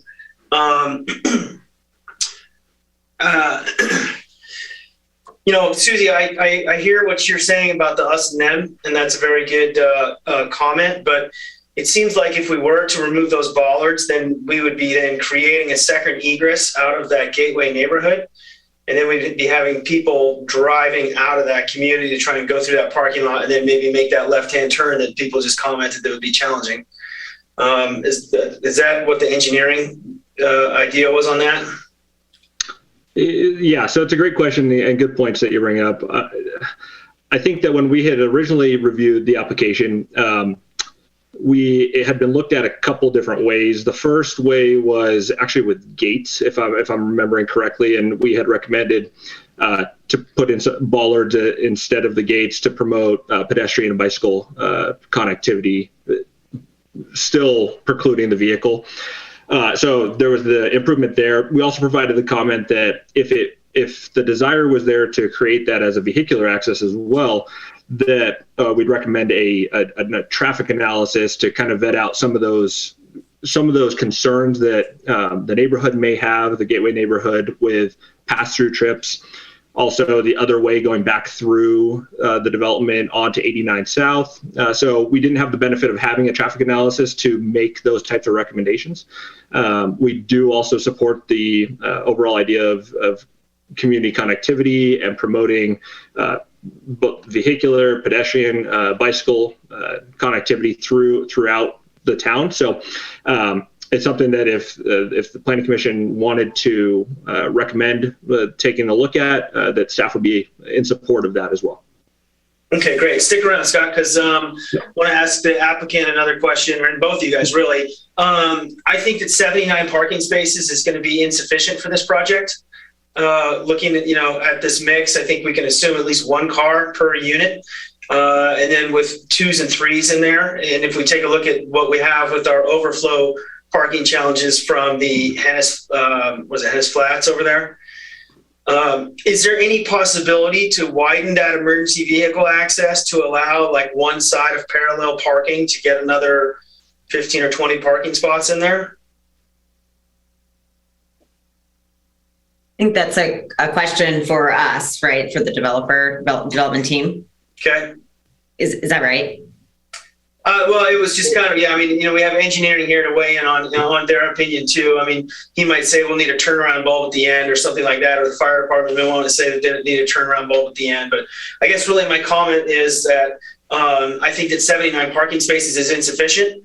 And as much as we want to get more people on bikes and into bike shares and on buses and things like that, until we have those resources available, the fact of the matter is that we're an automobile-based society, and that's evidence in our other communities that have overflow parking challenges. So really, in going back to your comment earlier, Shellen, about whether or not you manage the parking, you wait until it's a problem. And I'm not trying to couch it like that, but I'm just saying, I get it, like, hey, we don't want to get into management of that until we have to. It's my experience in a project like this in Truckee, at some point in time, you will be beholden with that. So just taking a look, like, is there, what else can we do to get out in front of that? And so the question was, is there a way to widen that emergency vehicle access road to see if we could get more parking in there, like on a parallel on one side of the road? Commissioner Gove, I'll jump in. There's no, engineering would have no concerns with widening that and adding additional parking. Thank you. Can I ask a quick question? I thought it was presented that there was no, that those numbers were kind of set in stone, the 55 and the 79. Was that not correct? And that is to Truckee staff. That was presented. Yeah, that was presented by the Pacific companies that those two were non-negotiables for the awarding of the contract. But I mean, I'll let Shellen speak to it. It might not be that they couldn't add parking spaces, but in their parking area that they already have designed, they weren't going to be changing that. So I'll let Shellen jump in with that answer. Sure, thanks. Yeah, I think where I was trying to go was that ratio was presented to the state and worked for the state who's awarding the project to us. So if you had asked us to go create less parking, I would have concerns that we would have to go back to the state and perhaps revisit a process that I wouldn't really be willing to revisit, because it could cause delay. Asking us to create more, I think I would say this. I can certainly charge my design team to look at that and to look at whether or not we can get parallel parking in that emergency vehicular access, if that is the request of this commission and of staff, and if staff is in agreement and it doesn't adversely affect, fire code and all of those other things we just talked about. I'm fine with that. It does add some cost to the project. But, I'm happy to look at it and see if there's a way to do that. We do need places to store snow. We do need places to drain water. We do need places to have vegetation. So I'm, a little hesitant to just pave the whole thing, setback areas, et cetera. So we can certainly look at it and see if we can get some more spaces in, see if we can widen that road, I think is maybe the request. Well, let me ask staff this question then. If we had these 55 units with this 0, 1, 2, and 3 mix in our normal design requirements, what would our normal parking ask be? So I'll have to do the calculations, and I have looked at this before. So with density bonus, which a project like this, and a 100% affordable housing project would, most likely request, our parking ratios would be extremely low. And I believe that this does meet state density bonus affordable housing parking regulations, especially for 100% affordable housing. But I can get back to you on, if it was a market rate project. I think that's valuable information to get. I understand density bonuses. I understand, the ideas behind this stuff. But when we look at these projects that we have in town now that are the parking is not sufficient, so, and we have a lot of people wanting to get more buses and all these other ideas, and that's great. And we should continue to pursue that. But in the meantime, I think we need to get out in front of where are these cars going to go, So, Chair Gove, I'm just going to jump in here a little bit. We have been monitoring the parking at a lot of our existing apartment projects, whether they're affordable or not. And what we are finding is that the management aspect is missing. And so to Shellen's point, yes, maybe they don't always come in with their projects initially and have those with assigned parking, but we're actually moving some of our projects towards assigned parking for that reason. That what we're finding is people will have 3, 4, 5 cars for one unit. And because the management company is not monitoring that, it's actually taking away from parking from other tenants who might only have 1 car, who, are willingly going down to having less cars, trying to make that switch and don't even have access for that 1 car. And so we think we can be more successful with partnering with the management companies to assign parking spaces and then have the management companies actively manage than we would be requiring more parking at this point. All right, fair enough. So it sounds like that's something that we should consider passing on to town council, that we request that the management companies start with a parking management plan right out of the gates. I am in favor of that as well. Okay. So while I've got the floor, I think the play area on the south does make sense. With it on that east side and that tall building in the shade, that would be very underutilized for a good 5-6 months out of the year, or a very unfriendly environment to have your kids playing. But a lot of the time on the south, that would be a better spot. Some vegetative screening in between 89 and then maybe the public art, I think would be a nice feature. Other than that, I would love to see balconies, but I am not in favor of spending $500,000 on balconies. I think that it's more important for us to take a look at where we can better spend that money to create more housing. As much as I agree with Commissioner Vice Chair Tarnay's comments that we do need, and Commissioner Miller's comments that we do need full ADA approved sidewalks from the south side of Building A and the north side, the south side of Building B and the north side of Building A out to 89. Because that's where a lot of the pedestrian access is going to go. I think that should be incorporated into the site plan. And I think that about sums it up. And I think that, that given the modular components of the project, that the articulation is, I'll say, acceptable. Maybe not that, we would want to see some more if this was a regular project, but I think I'm pretty happy with what I see here, and I don't want to dig into the town coffers for anything over and above what we got. Commissioner Freeman? I think my only comment would be it'd be nice to see a little more landscaping on the west face there of Building A. That's kind of the entrance into Truckee off the highway, and it's a very, very visible aspect of the building. And it does appear that the rendering actually does show the actual trees that are out there, so that is nice.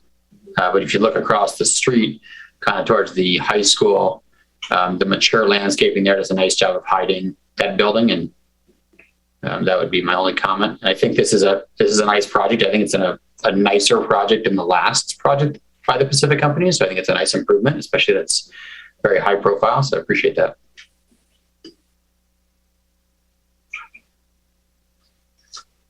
Okay, so does staff, or does anybody else have any other commissioners have anything else they want to add? Should I go? Go ahead, Susie. I just want to quickly note that I am in favor of having the solar panels on there, and there's going to need to be a maintenance plan for that. I don't think we just let them pile up in snow and break.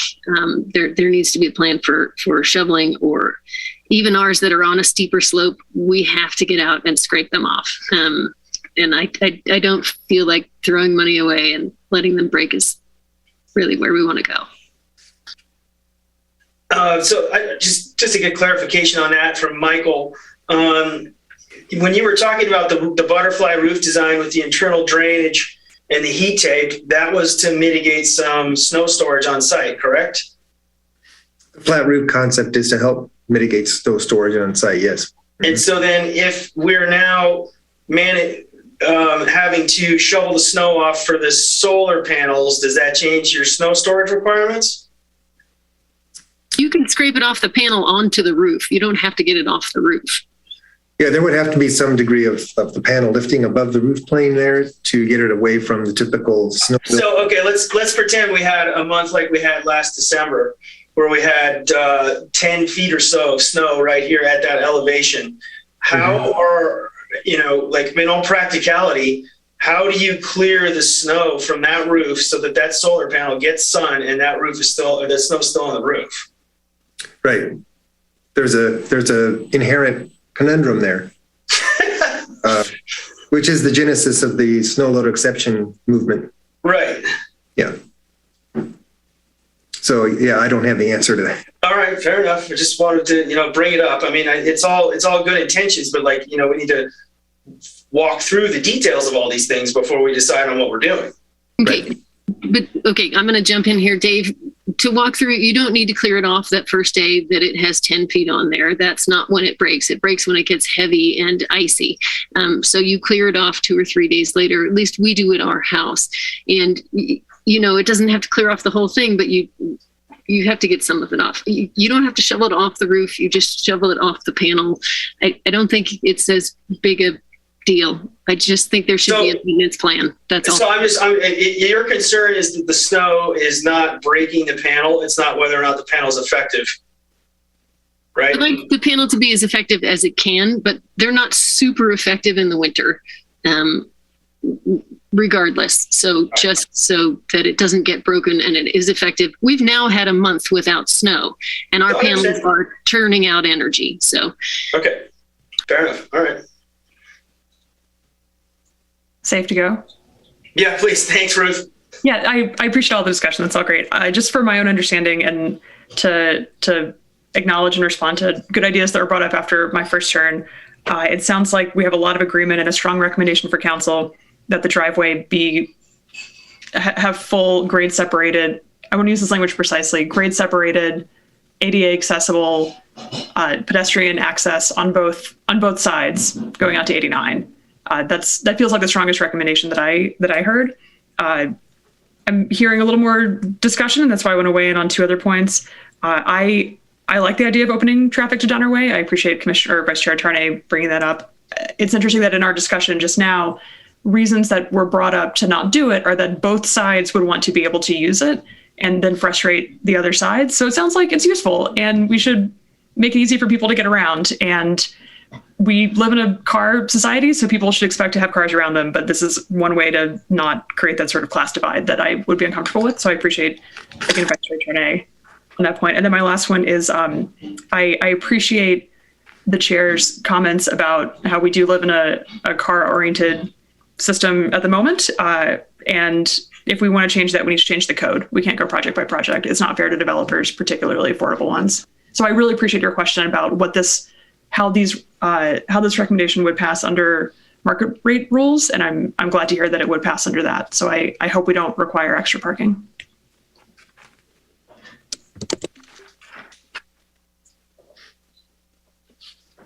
Okay, great.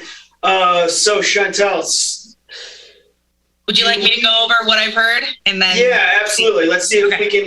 Let's go through your notes and see if we can articulate a clear recommendation to council at this point. Sounds good. So my original notes for Commissioner Miller was that the red color was a little harsh. Maybe there could be an exploration of a more muted color tone for those new articulations. Commissioner Ruth would be fine with balconies if that's the direction that council wanted to go. And then Commissioner Miller. Commissioner Miller also added, and this will help me with the wording, that grade separated ADA accessible sidewalks on both sides of the drive aisle. Is that it? Or on both sides of, okay. And I think that is definitely something that all council members are in support of, both sides of drive aisle. Commissioner Tarnay is in favor of solar along with a maintenance plan. Also sidewalks. She echoes the safety of the play area and would request fencing or additional vegetation. She does not, and I guess now Commissioner Miller has also agreed, does not like the emergency access only for the Donner Way access. I'll get back to that in a second. I'd like Scott's opinion if we still need a traffic study to send all those people through. Chair Gove, parking in could there be parking in the emergency vehicle access way?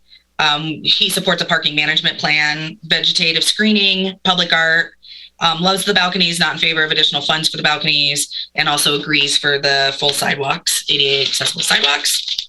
Commissioner Freeman asked for some more landscaping on the west side of Building A, and I believe agrees with the other comments on sidewalks and play area.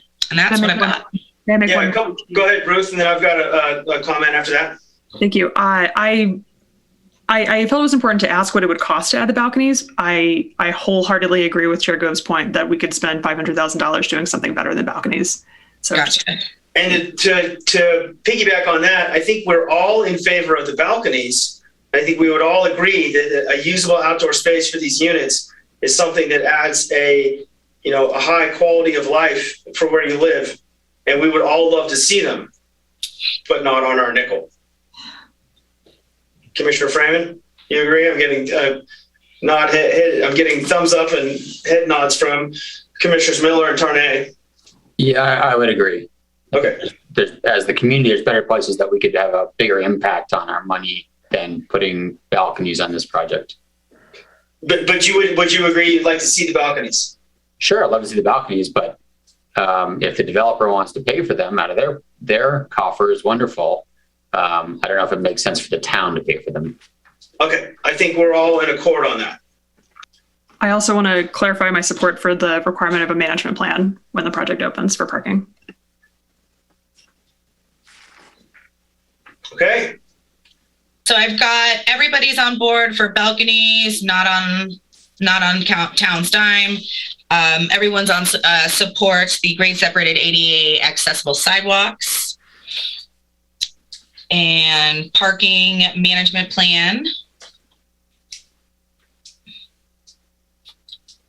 And let's see, it sounds like we have general support for beefing up the playground, fencing, vegetation screening. And I think that the developer was already looking towards doing that. So that's great.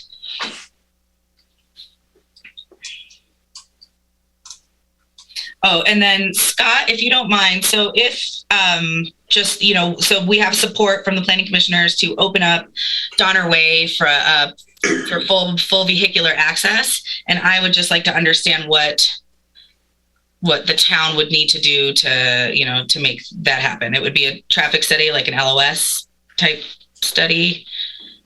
Yeah, a good question. So I think that from the town staff perspective, we're not anticipating any dramatic impacts either way from using either from the neighborhood to the development or the development through the neighborhood. I think the planning commission and council should be aware that they will it would be reasonable for them to assume that there might be some concern from the neighborhood regarding that connection through there, just with recent projects in that area and the concerns that community has already brought up. So I think that it would be up to planning commission and council on whether they would like to see a technical analysis performed to provide some of the technical data to the gateway neighborhood. What would a technical study like that cost? Hard to tell, Commissioner Miller. They'd be looking at level of service at minimum the driveway on 89 South, and then the driveway likely at Vista Avenue and Donner Pass Road where Grocery Outlet is, if not a couple more intersections kind of throughout the Gateway neighborhood over towards the hospital. I don't have a good estimate there. We're probably in the tens of thousands of dollars range. I'd say somewhere in the $5,000 to $20,000 range. And then what, thank you everyone for letting me ask traffic questions. What would determine that this would be an LOS study and not VMT, given that CEQA doesn't do LOS anymore and this isn't part of the CEQA study? It'd be for general plan consistency for the level of service. And again, staff isn't concerned that it's going to be detrimental from a level of service standpoint. It really would be to provide technical data to ease concerns of community members if that was a concern of commission or council. Can I ask a quick question? That road has always been there. Have the bollards always been there? What was it previously for CHP? So there's never been a full connection there that I'm aware of, a paved connection to there. So those two roads kind of intersect at a 90-degree angle. I believe if you look back at some old maps, you can see some kind of dirt access, maybe just to access the backside of the CHP parcel. But there's never been a planned connection from 89 South over to the Gateway neighborhood. So no formal access, Commissioner Carney. Oh, I'm sorry. I thought I'd walked over there and I thought I saw that it was a road all the way through previously. Thank you.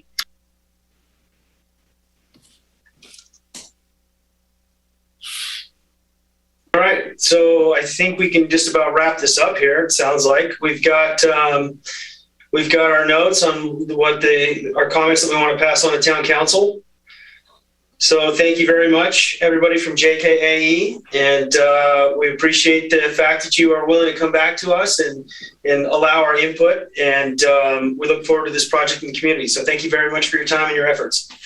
Janet, did we have a public comment that we needed to play? Yes, thank you. We've got one public comment. Chair Gove, if you'd like to open up public comment. Yeah, I wasn't sure if that was part of the program here because this is, but yeah, let's do it. Let's open up public comment. Can't wait. Okay, I'm going to play this from our iPad and hopefully everyone can hear it. If not, I will read the public comment. My name is Wayne Smith. I'm calling on line item 9.1 on February 15th, 2022. A couple things. The neighborhood that development backs up to has got quite a few Spanish-speaking individuals and families in it. I would like there to be an option for them to view this meeting and to see and hear what's going on in their own language. As well as I noticed that there's no spot for a bus stop or anything of the sort, and I know there's discussions on the sidewalks and that sort of thing. It just seems like low-income housing should have access for buses and easy, quick transportation. I love the look of the building. I think everybody's doing a great job, and I love the bicycle storage. Thank you. That's it for public comment. Okay, would the applicant like to respond to the public comment? Thank you for the opportunity. I think those are great comments. Okay, and would staff like to respond to the public comment? No, I'm happy to hear the comment, and I've taken note of it for discussion. I can forward it on with our town council meeting. Sounds great. Okay, we'll close public comment, and then again, thank you, JKAE, everybody. We look forward to this project. Appreciate again the fact that you were willing to come back to us when you were not beholden to, and hopefully you'll take some of our suggestions that will be coming from town council to heart. And thanks again. Absolutely. Thank you, Commissioner. Certainly will. Great ideas. Thank you. Good evening. Great feedback. Thank you. Okay, so we'll move into agenda item 10, which is staff reports. Do we have any staff reports? No staff reports. Okay, any information items coming up? Yes, we will talk about the next couple of months worth of planning commission meetings. So for March, we've got the Tahoe Forest Hospital District parking lot project. You'll recall that was continued from a couple months ago, so that will be back. And then we also have a golf net variance request for the rock and the golf course that sits behind the rock. That'll be your March agenda. And then April, May, we're looking at seeing the Estates Meadows project coming back. And we will have a number of development code amendments, which I know is your favorite topic of all time. So in other words, the next few months are solidly booked. And do we know what the April date is for the date of the April meeting? Let's see. It would be April 19th. All right. Well, I'll go ahead and start with commission member reports, and I'll go ahead and let you all know that I will not be here on the April 19th meeting because I am expecting my son to be delivered the week prior of that.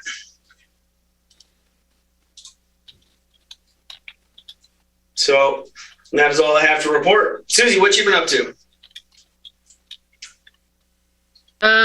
I got to go to the Tahoe Truckee Leadership Program on January 27th, and I'm looking forward to a second one on Thursday. Excellent. Commissioner Miller, any reports? No reports. New job. Still super busy, but glad to be able to continue talking about parking with you all. Congratulations. Commissioner Freeman. Nothing to report. All right, with that, we are adjourned to the next meeting of the Planning Commission, which will occur on March 15th, 2022 at 5 p.m. And it is to be determined whether that is going to be virtual or in town council chambers. Thanks, everybody.